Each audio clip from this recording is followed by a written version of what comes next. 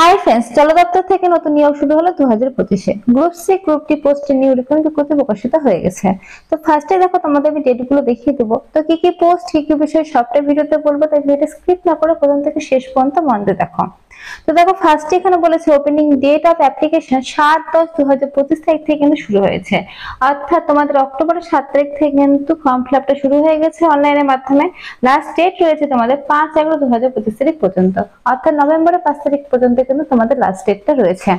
নভেম্বরের 5 তারিখ পর্যন্ত কিন্তু রাত রাত কিন্তু তোমরা 11:55 PM পর্যন্ত কিন্তু আবেদনটা করতে পারবে অনলাইন মোডে। আচ্ছা, এবার কি কি পোস্ট আছে সেটা আবার বলে দিই। তো ফার্স্ট দেখো তোমাদের 1 নম্বর পোস্ট রয়েছে লোয়ার ডিভিশন ক্লার্ক এলডিসি পোস্টে তোমাদের নাম হচ্ছে। সেখানে পে অফ স্কেল রয়েছে 2, পে লেভেল 2 অনুসারে তোমাদের স্যালারিটা দেওয়া হবে। ম্যাক্সিমাম এজ তোমাদের বলেছে 18 থেকে 27 এর মধ্যে তোমাদের বয়সটা হতে হবে।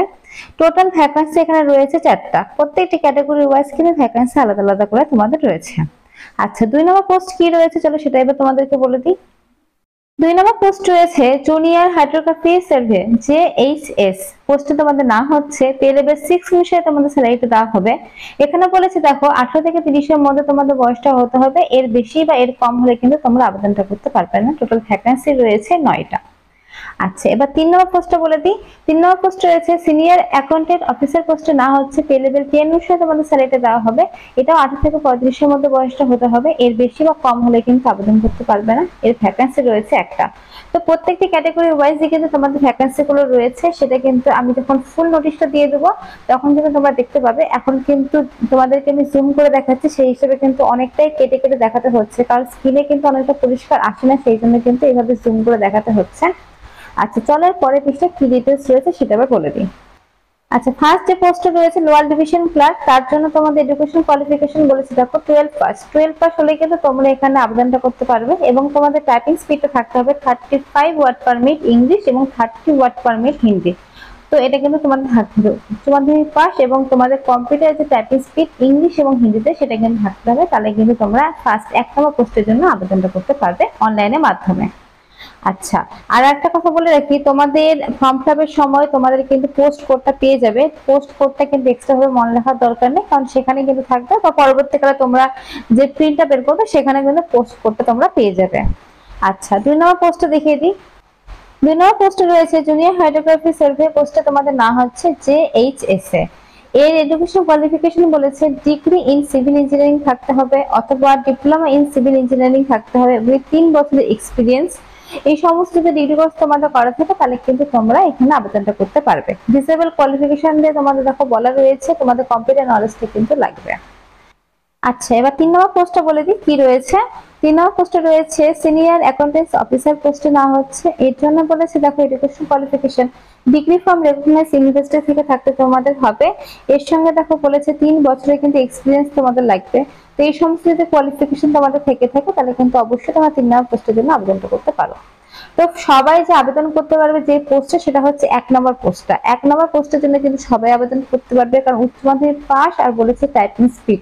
তো সেটার জন্য কিন্তু প্রায় সবারই কিন্তু উচ্চ মাধ্যমিক পাসটা থাকে, আর টাইপিং স্পিডটা কিন্তু তোমরা তুলে নিও, তাহলে কিন্তু 1 নম্বর পোস্টের জন্য তোমরা সবাই আবেদন করতে পারবে। বেতনে কিন্তু বেশ ভালো মানের বেতন তোমাদের রয়েছে। তো সেক্ষেত্রে কিন্তু 2 নম্বর 3 নম্বরের পোস্টের ক্ষেত্রে কিন্তু কোয়ালিফিকেশনটা একটু আলাদা বলেছে, কিন্তু 1 নম্বর পোস্টের ক্ষেত্রে কিন্তু সবাই আবেদন তোমরা করতে পারবে। আচ্ছা, এরপরে চলো আর কি ডিটেলস রয়েছে। এখানে বয়সের ছাড়টা রয়েছে দেখো, এসটি এসসি 5 বছর ছাড়, ওবিসি 3 বছর ছাড়, পিডব্লিউডি রা 10 বছর ছাড়, পিডব্লিউডি ওবিসি রা 13 বছর ছাড়, পিডব্লিউডি এসসি এসটি রা 15 বছর ছাড়, ইএক্স সার্ভিসম্যান রা 5 বছর ছাড়। তো টোটাল কিন্তু সব ক্যাটাগরি ওয়াইজে কিন্তু তোমাদের বয়সের ছাড়টা যেমন থাকে প্রত্যেকটি ফর্ম ফিল আপের ক্ষেত্রে তেমন কিন্তু এখানেও রয়েছে। আর আরো একবার বলে দিচ্ছি, এটা কিন্তু অনলাইন মোডে অ্যাপ্লাই হবে, কোনো রকম অফলাইনে কিন্তু হবে না। তো সেই জন্য কিন্তু কোনোভাবে ফর্ম ফিল আপ করার চেষ্টা করবে না, অনলাইনের মাধ্যমে কিন্তু করবে। আচ্ছা দেখো, অ্যাপ্লিকেশন ফিস এখানে বলেছে তোমাদের 500 টাকা কিন্তু অ্যাপ্লিকেশন ফিস লাগবে। কিন্তু যারা এসসি এসটি এবং যারা ফিমেল ক্যান্ডিডেট তাদের ক্ষেত্রে কিন্তু কোনো টাকা পয়সা লাগবে না, তারা কিন্তু ফ্রিতে আবেদনটা করতে পারবে। যারা ফিমেল ক্যান্ডিডেট অর্থাৎ যারা মেয়েরা রয়েছে, মেয়েরা এসটি এসসি ওবিসি যে কোনো কাস্টের হও না কেন, তাদের কিন্তু কোনো রকম টাকা পয়সা লাগবে না ফর্ম ফিল আপ করতে। আর যারা এসসি এসটি তাদের ক্ষেত্রে কোনো টাকা পয়সা লাগবে না ছেলেদের ক্ষেত্রে।